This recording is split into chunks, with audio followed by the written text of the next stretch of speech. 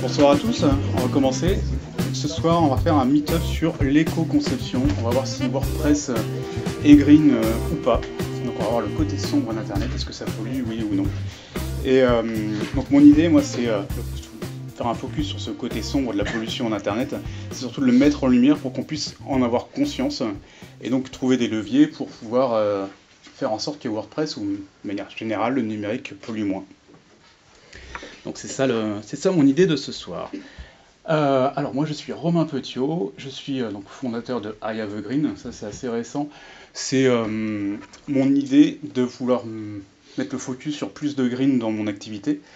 Et je suis également président du Green Code Lab, qui est une association qui fait la promotion de l'éco-conception numérique, principalement à Nantes, mais surtout l'Hexagone. Quand on parle bilan environnemental, rapidement, on va parler d'analyse du cycle de vie, l'ACV, dans le sens où un site WordPress, en tant que tel, ça ne pollue pas.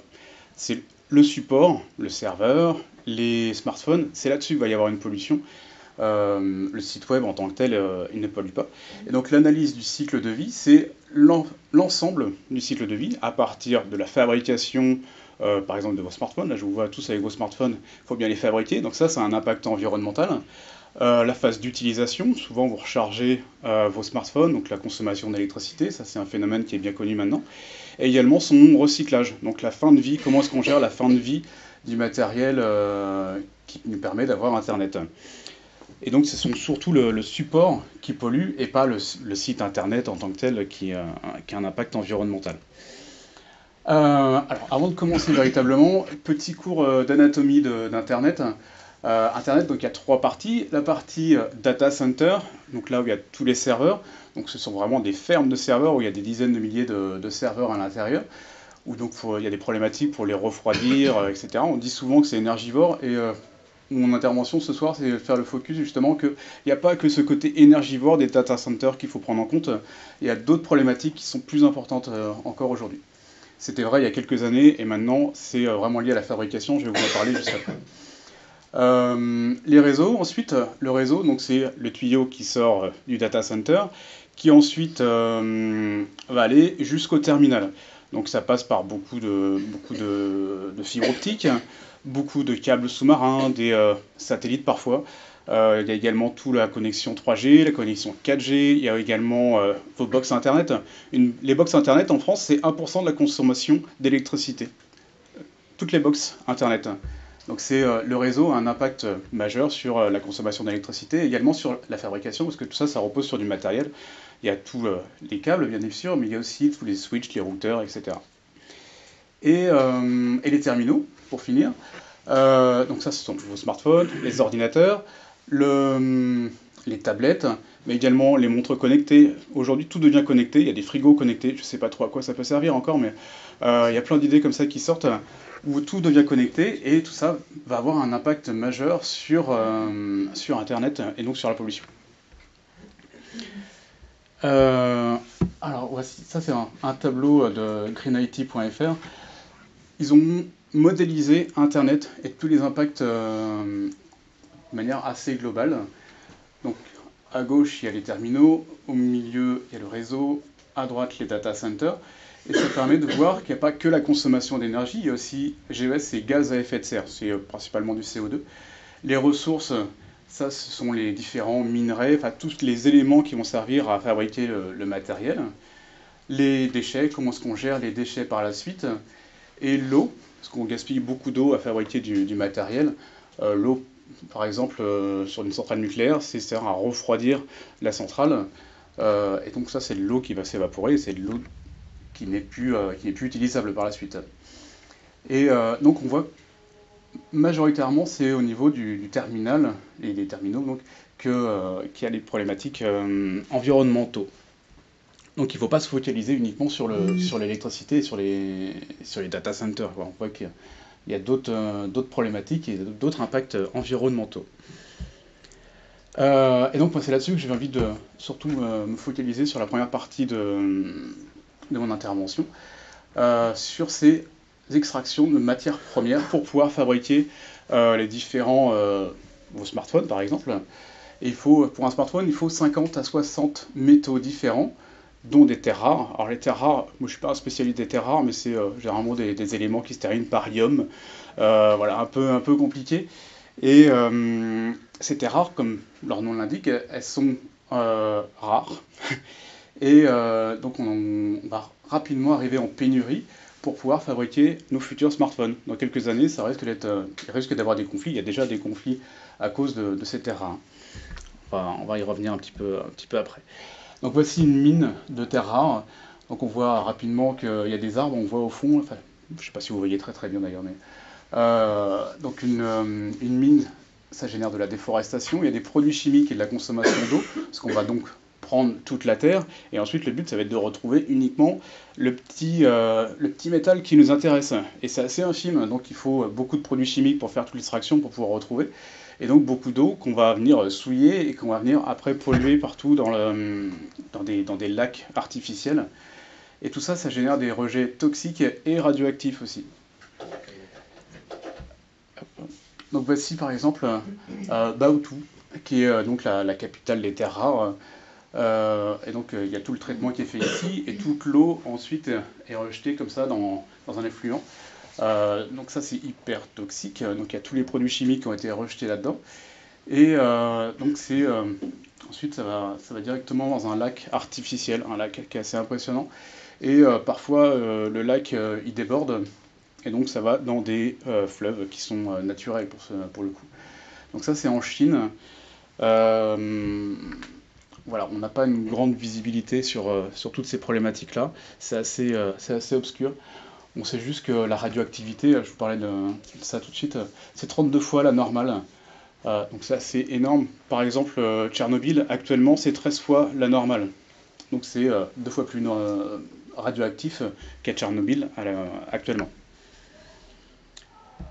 Donc voilà, l'extraction des terres rares, c'est principalement en Chine. 97% des terres rares sont extraites depuis la Chine. Donc il n'y a pas besoin d'être expert en géopolitique pour voir que ça risque de créer des problèmes. La Chine, il pourrait très bien dire hop, moi j'arrête d'exporter les terres rares, hein. Et qu'est-ce qui va se passer? On ne peut plus fabriquer de smartphones. On serait quand même bien embêté et ça créerait comme des conflits assez sérieux, je pense. Et juste sur la partie jaune, on voit qu'il y a quelques conflits aussi, enfin quelques tensions en tout cas au niveau de la Bolivie, Chili, Argentine. Ça c'est pour le lithium dans ces pays-là. Et on voit déjà que ça commence à créer des conflits aussi là-bas. Donc le lithium, ça sert à fabriquer les batteries. Ça, ce sont je ne sais pas si vous vous souvenez, à l'école, on voyait ce tableau-là en chimie. C'est le tableau de Mendeleev. Donc toutes les parties en orange, ou plus ou moins orange, ce sont les éléments qui sont déjà en pénurie actuellement. Donc ça ne fait que commencer et on voit que ça va encore s'accentuer. Alors, ou sinon, les impacts du numérique en un seul chiffre, ça c'est le résumé. 3,7%. 3,7%, c'est les émissions à gaz à effet de serre. 3,7% des gaz à effet de serre dans le monde sont générés par le numérique. Donc c'est autant que l'aviation. Donc vous prenez tous les avions, le numérique pollue autant que l'aviation. Ça c'est un chiffre du Shift Project, donc qui est une étude très très sérieuse. Donc voilà, s'il y a un chiffre à retenir ce soir, c'est celui-ci. Et on voit que ça évolue très très vite. C'est exponentiel parce que plus on va générer d'objets connectés par exemple, plus on va générer de gaz à effet de serre. Donc ça va très très vite. Il y a 5 ans, c'était aux alentours de 2, 2,5. Donc ça va très très vite. Que faire? Voilà. Donc, maintenant, j'ai terminé sur le constat. On va trouver maintenant des solutions un peu plus positives. J'espère que j'ai pas trop plombé l'ambiance avec tous ces chiffres-là. Donc, que faire? L'objectif premier, ça va être d'allonger la durée de vie du matériel. Si on allonge la durée de vie du matériel, on va moins en fabriquer, et donc il y aura moins d'impacts environnementaux par la suite. Donc ça fait partie des bonnes pratiques aussi d'acheter des téléphones d'occasion ou recyclés. Le but, c'est vraiment d'allonger la durée de vie du matériel et de ne pas le casser aussi.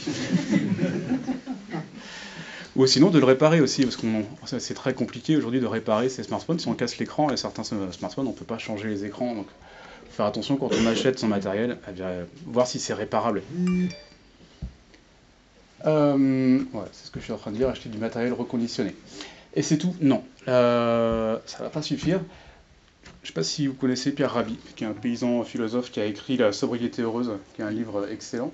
Et c'est ce principe-là de frugalité fonctionnelle, sobriété heureuse, qu'il va falloir appliquer à nos sites web. Moins il y aura de fonctionnalités sur un site web, moins ça va consommer. Ça paraît bête à dire, mais il y a beaucoup de sites aujourd'hui qui ont énormément de fonctionnalités qui finalement ne servent pas à grand-chose.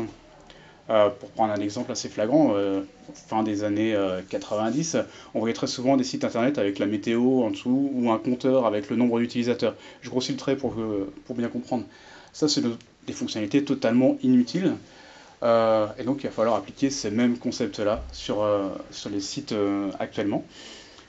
Frugalité fonctionnelle. Frugalité, je ne sais pas si c'est un terme très très connu. On parle souvent d'un repas frugal. Un repas frugal, c'est un repas qui nous suffit amplement, sans en avoir plus, sans être gourmand. Donc c'est le juste ce qu'il faut. Et il y a une excellente conférence aussi vous pouvez trouver sur internet, qui est la surcharge featural. Featural, c'est une fonctionnalité dans le web, c'est les développeurs qui parlent comme ça. Et la surcharge featural, c'est un jeu de mots que je trouve intéressant. Et donc l'éco-conception. Maintenant, on en vient à un sujet. L'éco-conception, donc c'est la réponse à ça, à cette problématique d'environnement. Petite définition. Donc l'éco-conception web est une démarche d'optimisation pour limiter l'impact environnemental d'un site web. Donc c'est vraiment de l'optimisation. On va faire mieux. C'est pas le but de faire moins bien. Quand on parle d'écologie, souvent on a tendance à dire on va faire moins bien. On est dans la décroissance. Ah non, on va essayer de faire mieux. Et ce résultat est obtenu par la frugalité fonctionnelle, limiter la surcharge featurale, et l'adoption de bonnes pratiques. Donc ce que je vous disais, faire moins mais mieux, quoi. Par l'adoption de bonnes pratiques, je vais revenir après, il y a des bonnes pratiques d'éco-conception qui sont souvent liées à la performance, des bonnes pratiques web en général. Outre cette recherche d'efficience, l'objectif est de permettre l'utilisation du service numérique sur les terminaux vieillissants afin de favoriser l'allongement de leur durée de vie. Je venais d'expliquer qu'on va essayer de favoriser l'allongement de la durée de vie du matériel. Et pour ça, en tant que développeur, on a un rôle. Si on fait un site extrêmement complexe, un terminal vieillissant, genre un iPhone 4, on aura du mal à aller sur le web sur des pages complexes. Aujourd'hui, on peut faire des pages intéressantes sur des iPhones, qu'on pourra utiliser sur des iPhone 4. Ça permet de... L'éco-conception web, c'est ce principe-là également.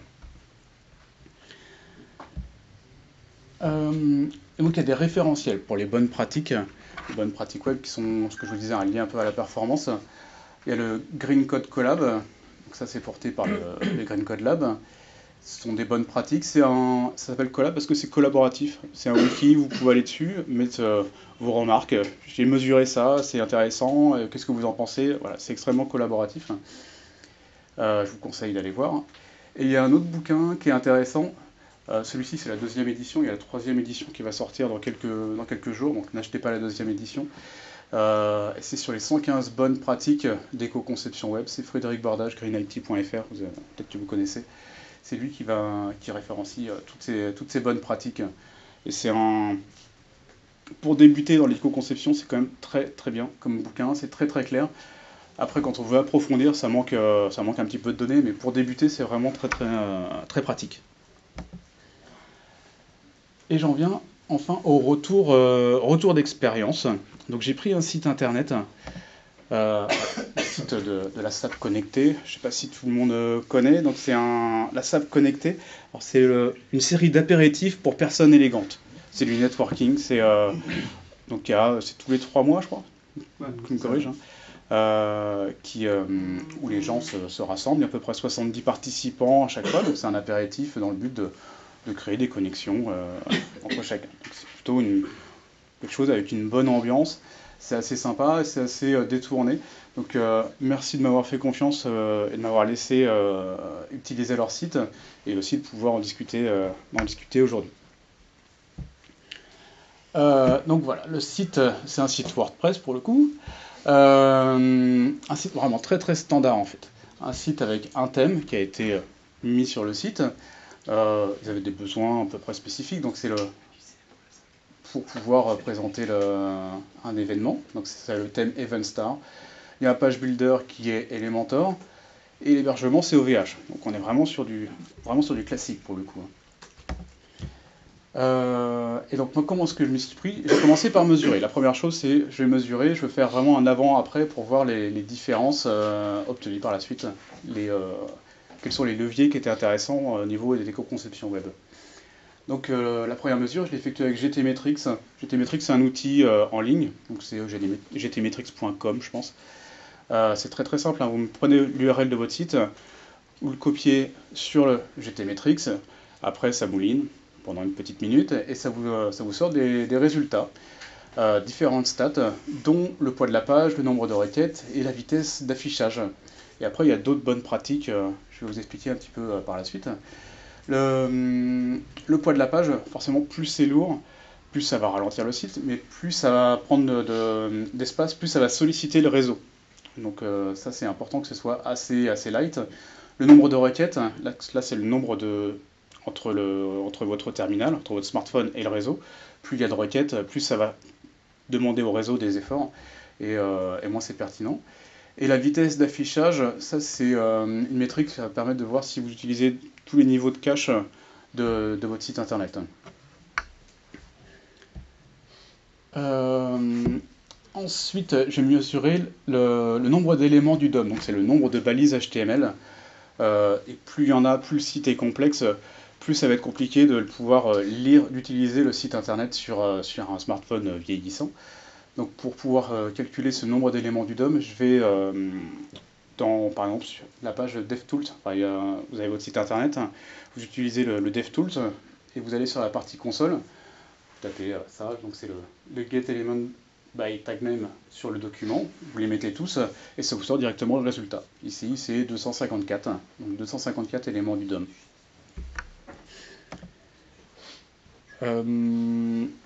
Ensuite, deux autres outils qui sont complémentaires, c'est l'estimation de gaz à effet de serre. Donc il y a EcoIndex, donc là c'est encore le greenIT.fr qui propose cet outil-là. Vous copiez-collez l'URL de votre site et ça vous sort une estimation en CO2, du gaz à effet de serre de la page de votre site web. Website Carbon, c'est exactement la même chose, sauf que c'est un algorithme totalement différent. EcoIndex va prendre, alors de mémoire, hein, je crois que c'est la complexité HTML, le nombre d'éléments du DOM, la vitesse d'affichage et le poids de la page. Voilà, uniquement ces trois variables-là. Et Website Carbon va favoriser les serveurs, les hébergements green. Donc c'est un autre algorithme qui est totalement différent.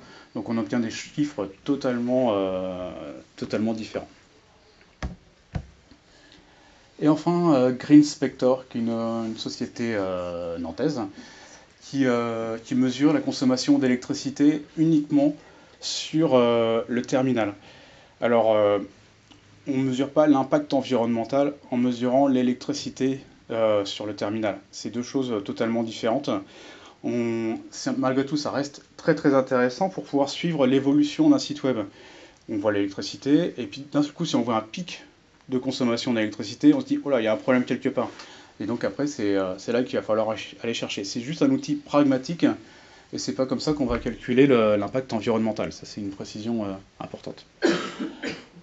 Donc voilà, donc on fait toutes ces mesures-là. Donc moi, je les ai mis sur ce tableau-là.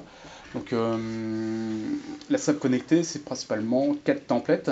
Donc la page d'accueil, la page concept, une page de listing Remember qui va permettre de voir le listing des soirées, et ensuite la page liée aux soirées avec toutes les photos de la soirée.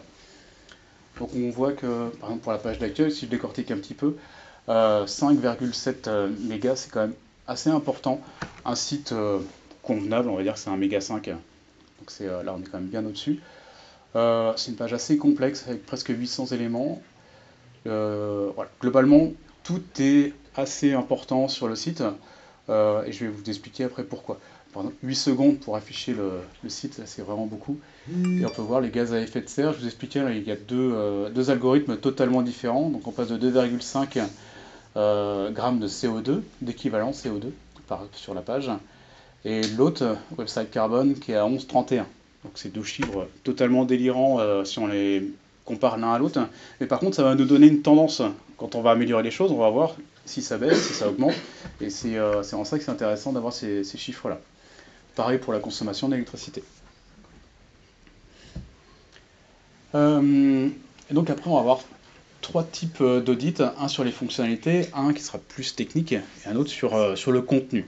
Donc pour commencer, sur les fonctionnalités, donc voilà, le site, la première page, c'est un slider. Donc il n'y a qu'une seule image.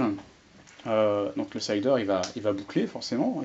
Toutes les 3 secondes, il va essayer de changer d'image, puis il va s'apercevoir il n'y a qu'une seule image. Donc il y a ce compteur-là qui va tourner en fond pour rien. Et l'image full screen, donc ça prend donc, tout l'écran. Pour le coup, c'est un petit peu lourd, mais pour la SAP connectée, moi je trouvais ça intéressant parce que c'est quand même un événement où il y a la bonne humeur, c'est un événement qui est très humain. Et donc les images qu'ils proposent sont hyper pertinentes. Donc je pense que c'est intéressant de conserver cette image full screen pour ce site-là. C'est pas vrai pour tous les sites. Ensuite, si je descends sur la page d'accueil, on a cette partie-là qui présente un peu plus la soirée, du texte. Ça paraît assez léger, sauf qu'il y a quand même des animations pour afficher cette partie-là. C'est les animations qui apparaissent comme ça, c'est assez tendance. Mais plus il y a d'animations, plus ça va prendre du processeur sur votre terminal. Donc ça, on essaye d'éviter. Sur un iPhone 4, voir ces animations-là, c'est assez compliqué. Donc on va essayer de mieux maîtriser toutes les animations, parce que là, il y en avait énormément sur tous les blocs de texte, il y avait une animation. Ensuite, toujours sur la page d'accueil, on a la photo, une photo par participant, et à peu près entre 70 et 75 participants, donc il y a autant de photos. Donc c'est quand même assez lourd quoi, pour le coup. Donc ce que moi j'ai proposé à la SAP, c'est d'afficher uniquement 5-6 photos, et ensuite faire un bouton Read More, voilà, afficher tous les participants, et au clic sur ce bouton-là, on va afficher donc tous les participants. Mais le but c'est d'alléger la page, d'en afficher que 5 ou 6 au départ, et de ne pas charger tout le reste, le charger uniquement à la demande. Ensuite, donc tout ça c'est dans le but d'alléger les fonctionnalités. Là ici c'est la partie Eventbrite. Donc c'est ici qu'on va s'inscrire pour participer à l'événement. Donc ça utilise Eventbrite qui est quand même assez lourd. C'est une iframe. Iframe ça veut dire que c'est une page web depuis Eventbrite, sur les serveurs d'Eventbrite, qui est intégrée à la page de la SAP connectée. Donc c'est une iframe qui est quand même assez lourde, elle fait 1,5 méga déjà, donc c'est intégré en plus de la page. Là ici, bon, c'est un peu dommage parce que l'événement était terminé, j'avais pas la main pour pouvoir modifier cette partie-là, mais sinon c'est vraiment un formulaire très très simple d'inscription. Et une fois qu'on a rempli ce formulaire d'inscription, il faut payer. Donc pour aller à la SAP connectée, c'est 5 € plus les frais de transaction bancaire. Donc j'ai demandé à la SAP connectée si on pouvait enlever cette transaction bancaire, parce que si on enlève une fonctionnalité, forcément il y a moins d'impact. Voilà, c'est une proposition que j'ai faite à la SAP connectée. Ça a été refusé parce qu'ils ont des frais, forcément. Parce qu'ils payent un verre et il y a un buffet, donc ça se conçoit tout à fait, mais dans le but de limiter la couverture fonctionnelle, je voulais quand même faire cette proposition. Ensuite, donc il y a une iframe, de nouveau, avec Google Maps. C'est assez fréquent de voir ça sur les sites web. Donc là, sur la page d'accueil, qui est quand même la page la plus visitée, on a cette iframe qui est très lourde, qu'on peut utiliser, on peut faire un itinéraire, etc. Donc pour alléger cette fonctionnalité-là, déjà je voulais passer sur OpenStreetMap, qui est totalement open source, et puis, enfin pas open source, qui est libre.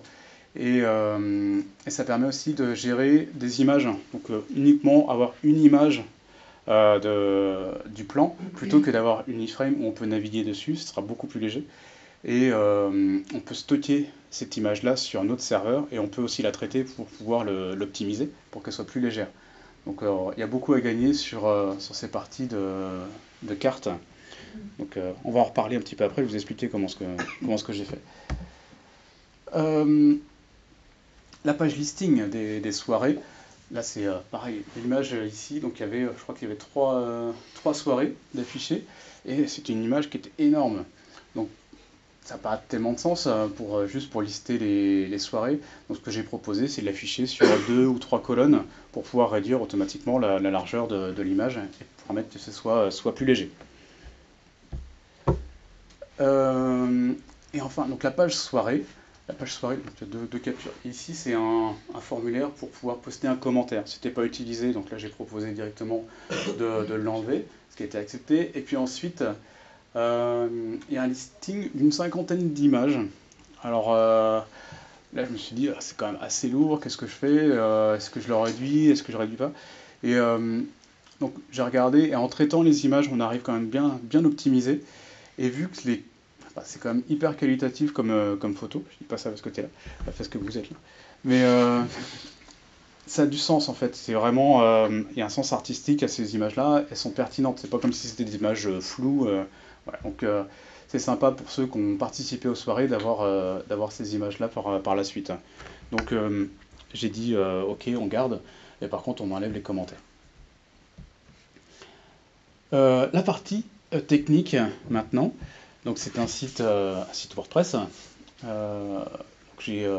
Site WordPress, ça ne me pose aucun problème. On peut faire des sites très performants et éco-conçus sur WordPress, ça pose pas de problème. Ensuite, faut faire très attention au thème, et c'est là-dessus que souvent le bas blesse. Et ensuite, ça utilise Elementor, comme Divi, qui sont des page builders. Là, c'est pas top dans le sens où c'est hyper verbeux. Donc ça va générer un code très complexe, ça va rajouter du poids à la page, et par expérience, quand on laisse ça à un client, enfin à quelqu'un qui va manipuler son site, il va faire des choses qui sont pas forcément très très artistiques. Donc moi je préfère utiliser le Gutenberg, qui est le nouvel éditeur de WordPress, pour pouvoir cadrer un petit peu mieux le client, cadrer un petit peu mieux la technique, parce que donc on va avoir un bloc Gutenberg par fonctionnalité. Donc pour une fonctionnalité, il y a juste à mettre les champs. Le client il est content parce qu'il a sa fonctionnalité. Et puis moi en tant que développeur, je suis content aussi parce que je maîtrise beaucoup mieux ce qui va s'afficher sur le site après. Donc là, moi je vote pour l'approche Gutenberg et Elementor et Divi beaucoup moins. Enfin, je suis pas très très fan de cette approche-là. Ensuite, donc j'ai commencé à regarder le code source qui a été généré. Donc j'ai pris la page, j'ai regardé directement. Donc il y a plusieurs choses qui étaient un peu moyens. Là, il y a du style inline avec WooCommerce. WooCommerce, c'est un plugin pour faire du e-commerce, sachant qu'il n'y a pas du tout de e-commerce sur le site de la SAP connectée. Donc ça n'avait pas trop de sens, je n'ai pas compris pourquoi. On voit aussi que le site il était en américain. Pour un site français, au niveau référencement, c'est plutôt moyen. Et directement dans le code source, on pouvait voir aussi qu'il y avait les emojis, il y avait une version jQuery qui était assez ancienne. Et après, c'est un peu plus technique, mais les fichiers HTML, JS, CSS qui ne sont pas regroupés, qui ne sont pas minifiés aussi. Donc là, il y a un levier aussi assez intéressant à actionner. GTmetrix, on le retrouve. Donc ça nous donne les mesures. Vous vous souvenez, au début, on a fait le poids de la page, on a fait la vitesse d'affichage. Et ça nous sort aussi cette partie-là, qui permet de voir que sur les premières parties, là, c'est vraiment, il y a 0%. Donc c'est la pire note qu'on puisse avoir. Et donc on a des images qui ne sont pas du tout optimisées, qui ne sont pas vraiment à la bonne taille, donc ça c'est un problème lié au thème aussi. Et il n'y a pas de cache d'activer. Le cache, c'est une notion que vous connaissez ou j'explique? Ok. Donc pour ces parties-là, sur WordPress c'est quand même assez simple. On peut mettre des plugins. Donc il y en a plusieurs, il y a WP Rocket, W3 Total Cache ou WP Super Cache. Il y a plusieurs plugins qui permettent de générer du cache assez facilement. Il y a des tutos aussi pour mettre en place ces plugins-là. Donc il faut le faire parce que c'est quand même le site va s'afficher beaucoup plus simplement, beaucoup plus facilement, beaucoup plus rapidement surtout. Et il y aura plus de performance, plus de SEO. Enfin, globalement, il y a tout à gagner à utiliser ces plugins-là. Et il y a des plugins aussi pour les photos, qui sont les problèmes au début, tels que Imagify ou TinyPNG. C'est des plugins pareil, c'est assez facile à mettre en place. Il faut le faire. Euh, Ensuite, un autre outil, Unuse CSS. Pareil, hein, on va sur le site de Unuse CSS, on copie-colle l'URL de son site, ça mouline et ça sort des stats. Donc pour chaque fichier CSS, ça nous dit quelle est la partie qui est utilisée, enfin, quel est le pourcentage qui est utilisé et quel est le pourcentage qui n'est pas utilisé. Et donc globalement, on était à 95% du CSS qui n'était pas utilisé sur ce site. Ce qui est assez fréquent, mine de rien. Surtout quand on utilise les thèmes WordPress qui sont les thèmes tout faits. L'hébergeur, on en a parlé un petit peu. Donc, ils utilisent OVH, qui n'est pas vraiment un hébergeur hyper green. Ils ont une page où ils se disent un petit peu green, mais ils ne s'axent pas trop là-dessus, parce que être green, c'est plus que ce qu'ils racontent en tout cas. Donc, il y a le fait d'utiliser une énergie verte, donc l'éolien, le solaire, l'hydroélectrique par exemple. Et un hébergeur green, c'est également du refroidissement naturel. Donc on va essayer d'utiliser la température, enfin l'air extérieur pour pouvoir refroidir les chambres où il y a les serveurs. Donc ça, ce sont des principes green qui ne sont pas utilisés par OVH. Je vous ai listé Planet Hoster, Infomaniac et GreenShift, qui sont des hébergeurs vraiment green. Moi, pour ma part, j'utilise Infomaniac et c'est pas plus cher que OVH et ça marche super bien. Donc je vous conseille d'utiliser ces hébergeurs-là pour avoir des sites plus vertueux.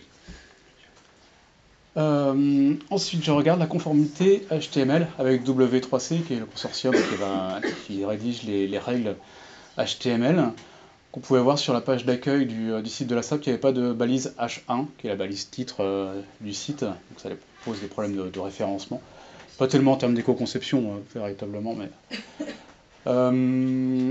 Ensuite, il y avait des problèmes d'intégration sur le menu mobile. Le texte était blanc sur un fond blanc, donc c'est pas facile à exploiter.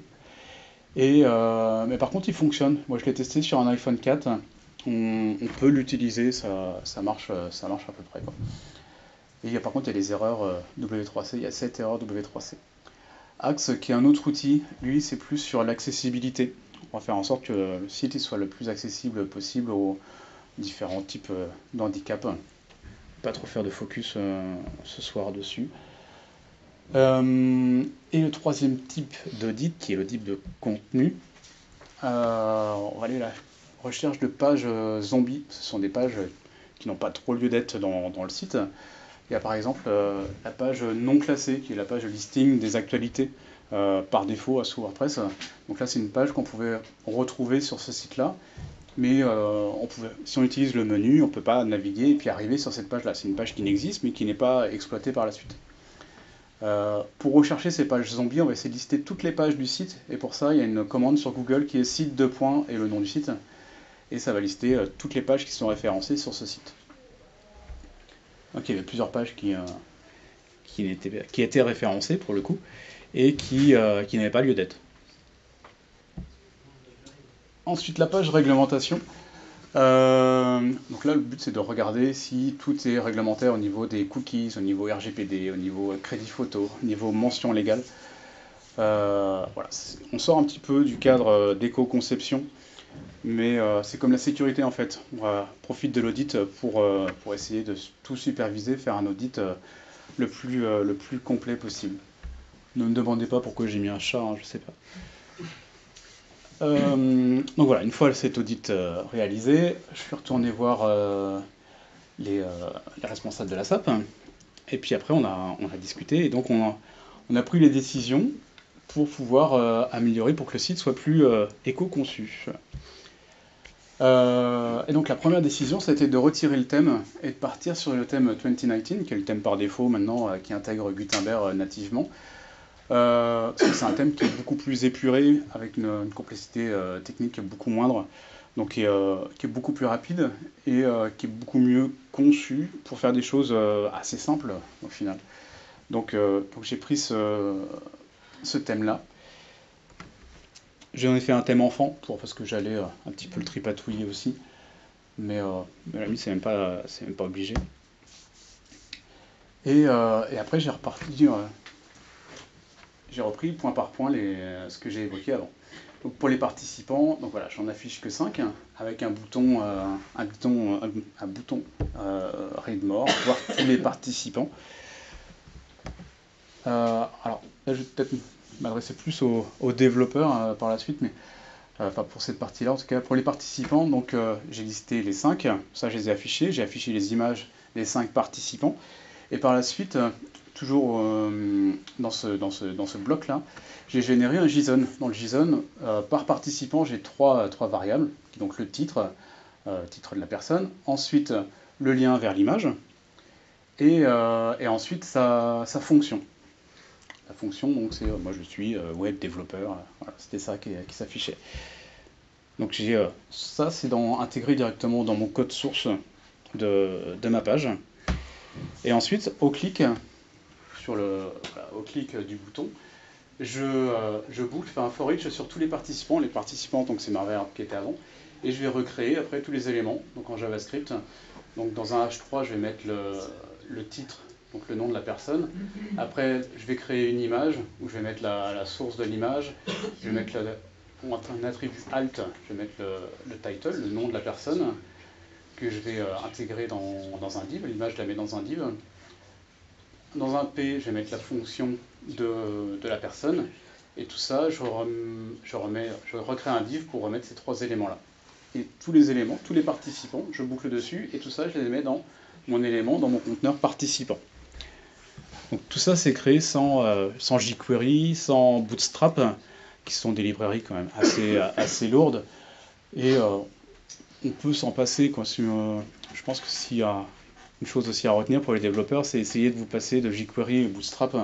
Vous allez pouvoir faire des sites beaucoup plus légers. Donc voilà, je vous montrerai après le résultat, le site, à la fin, ce que ça donne. Donc pour les inscriptions, vous vous souvenez, c'était l'iframe Eventbrite. Donc plutôt que d'afficher directement l'iframe, il y a un bouton s'inscrire. Et quand on s'inscrit, même chose que tout à l'heure, on va créer un élément iframe, on va mettre l'URL et ensuite on affiche directement l'iframe dans son conteneur. Donc ça permet au premier affichage de ne pas avoir l'iframe qui s'affiche, de s'alléger d'un méga 5, et donc on affiche la possibilité de s'inscrire uniquement si l'utilisateur le demande. Pour la carte, c'est un petit peu la même chose, encore une fois, hein. Donc c'est OpenStreetMap qui permet de générer une image statique. Je vous ai mis l'adresse, je crois. Non, voilà, c'est l'API OSM. Non, je ne l'ai pas mis. Voilà, donc voilà, ça génère juste une image statique directement avec le picto voilà, ici, juste qui est au bon endroit, sur le bar aura lieu l'événement. Donc ça, c'est un custom block Gutenberg. On renseigne juste dans l'admin l'adresse et ça génère automatiquement la bonne carte. C'est pas une carte qu'on va importer, hein, c'est vraiment la carte qui est générée depuis l'interface d'administration. Et ça, dans le niveau du code, pour les développeurs, je ne sais pas si c'est très visible pour vous, pour le coup, mais donc il y a différentes tailles d'images de la carte pour pouvoir s'adapter aux différents devices, pour pouvoir gérer un source set de manière intéressante. Et les autres actions, donc là je vais aller un peu plus vite parce que c'est en lié à de la performance. Retirer les fonctionnalités de commentaires. Quand il n'y en a pas besoin, on peut retirer dans WordPress les fonctionnalités de commentaires. On retire les fonctionnalités d'emoji, on bloque les différentes tâches cron qui permettent de vérifier si le site il est à jour. Il y a différentes tâches cron qui sont lancées automatiquement dans WordPress. Ça c'est pareil, on peut s'en passer et puis le gérer de manière différente. L'optimisation des images, donc là je vais utiliser, non je crois que j'ai utilisé en local, c'est Image Opt-in, donc j'ai pris toutes les images et je les ai optimisées et je les ai remises après sur le serveur, mais il y a des plugins qui le font très bien également. J'ai mis en place du cache avec WP Total Cache. Le lazy load, ça permet de charger les images au fur et à mesure que l'internaute scroll. Quand on descend dans la page, ça va charger les images uniquement quand il y a besoin en fait. Quand c'est sous la ligne de flottaison, les images ne sont pas chargées, ce qui permet d'économiser de la bande passante. Minifier le code HTML, JS et CSS. Et enfin, donc, j'utilise Infomaniac comme hébergeur. Voilà. Les autres actions, encore. J'ai limité les animations CSS et JavaScript. J'ai listé donc ce que je vous disais tout à l'heure, hein, au lieu d'afficher une image de la soirée pleine largeur, je les affiche sur 3 colonnes pour les avoir plus petites. Et donc je me suis astreint à ne pas utiliser jQuery et Bootstrap. Donc voilà, une fois que j'avais fait tout ça, on a remesuré. Donc c'est là que ça devient un peu intéressant. Donc le poids de la page, on est passé, pour les mêmes fonctionnalités au final, hein, on est passé du 5,7 mégas à 0,65. Donc on a divisé, enfin le site c'est assez impressionnant. Pour les mêmes fonctionnalités, le site est carrément plus léger. La complexité HTML est beaucoup plus sobre. Le nombre de requêtes aussi, il n'y a plus que 9 requêtes alors qu'il y en avait 127 avant. Le site il s'affiche en 0,4 secondes au lieu de 8 secondes. Alors 0,4 secondes, j'exagère un petit peu parce que j'ai fait plusieurs fois le test et quand je suis arrivé sur 0,4 j'étais content, mais globalement c'est entre 0,4 et 1 seconde, donc ce qui est quand même très bien. On voit aussi qu'en termes d'impact en CO2, là c'est assez intéressant aussi, on divise par 2 ou sinon on passe de 11 à 0,65. Et la consommation d'électricité est pratiquement divisée par 2 aussi. Donc on a un site beaucoup plus sobre, beaucoup plus performant aussi, beaucoup plus efficient. Ça c'est la page GTmetrix. Donc page Speed Score, c'est la performance c'est un outil vraiment de performance, hein. Performance Google, on est à 100%. Et YSlow, c'est le même outil mais par Yahoo, alors 95%. Il me manque 5% parce que Yahoo préconise d'utiliser un CDN. CDN, c'est le fait de pouvoir répartir un peu sur toute la planète vos images. Donc il y a plusieurs serveurs qui sont donc répartis sur toute la planète avec vos images. Et si vous êtes en Australie, pour consulter le site, ça ne va pas aller jusqu'à Paris pour aller chercher l'image et revenir ensuite en Australie, ça va aller au serveur le plus proche. Donc pour un site comme la SAP Connectée où le public est principalement nantais, ça n'a aucun sens de mettre un CDN. Ensuite, et donc voilà, les résultats, j'en arrive à la conclusion. Côté client, donc ça nécessite moins de ressources, c'est plus propice à fonctionner sur les terminaux vieillissants, donc type un iPhone 4. Je prends iPhone parce qu'on sait exactement où ce qu'on en est. Si je prends le milieu Android, c'est un peu plus compliqué, on ne sait pas trop où ce qu'on en est. C'est pour ça iPhone, c'est plus facile à visualiser. Côté hébergement, donc c'est Green. The Green Web Foundation, je n'en ai pas parlé je crois. C'est un outil, pareil on met son URL et directement on sait si l'hébergeur il est green ou non. C'est The Green Web Foundation qui propose cet outil-là. Et enfin côté réseau, donc c'est une page plus légère, donc moins de sollicitations. Donc on y gagne aussi de ce côté-là. Et je vous remercie.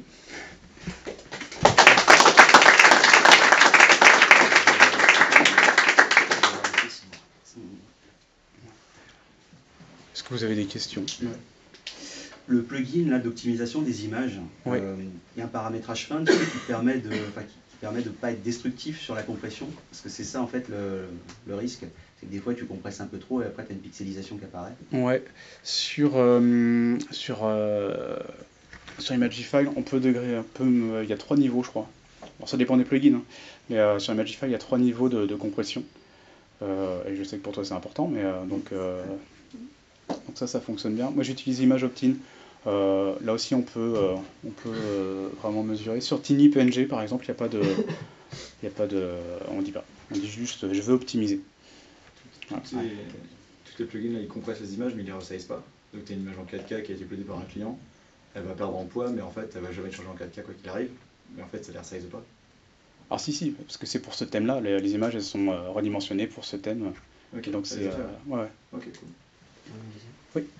Selon toi, pourquoi est-ce qu'il y a encore le problème alors qu'on voit que c'est.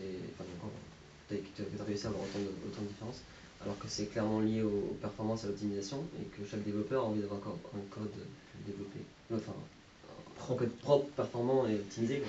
Pourquoi est-ce qu'on a encore ce problème alors que c'est clairement de l'optimisation?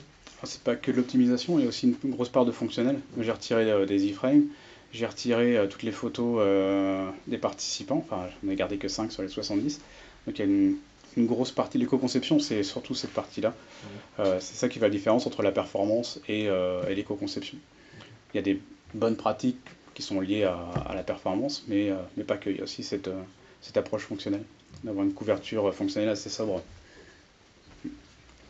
Mais après, pour répondre à ta question, si j'ai bien compris, pourquoi est-ce que les sites ne sont pas tous comme ça? Alors c'est lié au thème.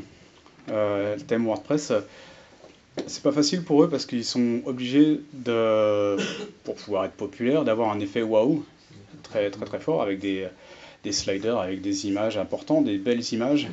Et donc ça forcément c'est assez complexe et assez verbeux aussi. C'est vendu aussi pour des non-développeurs. Oui, vendu pour des non-développeurs. Mais on peut faire des sites très sympas avec le thème par défaut de WordPress.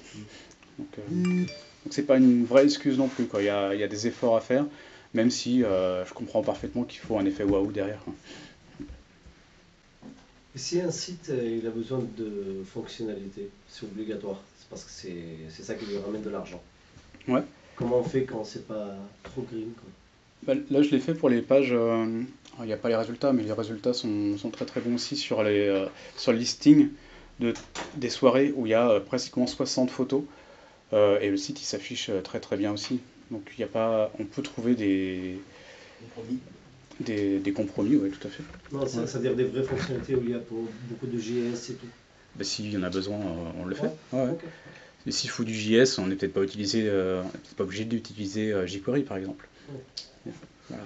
Et ça existe le lazy loading sur les iframes. Maintenant c'est en train de devenir natif sur Chrome. Nativement, le lazy load on pourra le mettre en place. Ce sera natif. Alors j'ai pas trop regardé si c'était W3C qui avait amorcé ça ou si c'est que Google qui avait mis ça en place. Ça, je sais pas. Si quelqu'un a la réponse, je suis preneur. Et si à la place des images, il y a eu des vidéos, tu aurais fait quoi? Vidéo, la bonne pratique. Alors YouTube fonctionne relativement bien parce que ça va s'adapter au débit qu'a l'internaute. Donc si l'internaute a un débit assez faible, ça prend une qualité assez médiocre. Et l'autre bonne pratique, c'est aussi de ne pas charger l'image et puis de lire directement la vidéo, d'attendre que l'utilisateur appuie sur play. Une autre bonne pratique, ce serait d'utiliser une image, afficher uniquement l'image, et après, au clic sur l'image, charger le player et ensuite la vidéo. On pourrait charger ça dans une modale, par exemple, dans une pop-up. C'est également des bonnes pratiques. Après, on partait de loin, parce qu'il n'a jamais été optimisé, en fait, ce site-là. Ouais. Pour le coup, il y avait un template qui avait été choisi comme ça, il fallait démarrer vite. Et il n'y a eu aucun travail SEO de fait dessus. On s'est toujours dit qu'on ferait ça un peu plus tard. Donc, du coup, c'est pour ça qu'il y avait de la marge de manœuvre. Ouais, mais c'est assez fréquent. Enfin, moi, c'est ce que j'ai aimé sur c'est pour ça aussi que j'ai choisi la salle connectée. C'est quelque chose d'assez standard, quoi. Un groupe de personnes, ils veulent mettre en place un site internet assez rapidement, pas des grandes compétences ou pas forcément le temps. Donc on prend un thème pour aller plus vite et puis ça correspond à un besoin assez lambda pour des sites WordPress. Donc c'est comme sujet de travail, moi c'est intéressant pour moi. Merci encore. Merci.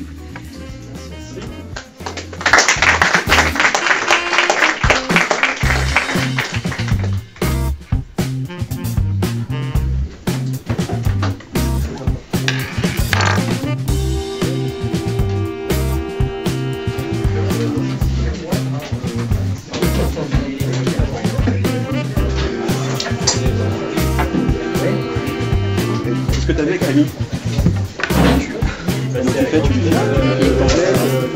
Moi ça c'est à vous, hein. Après moi je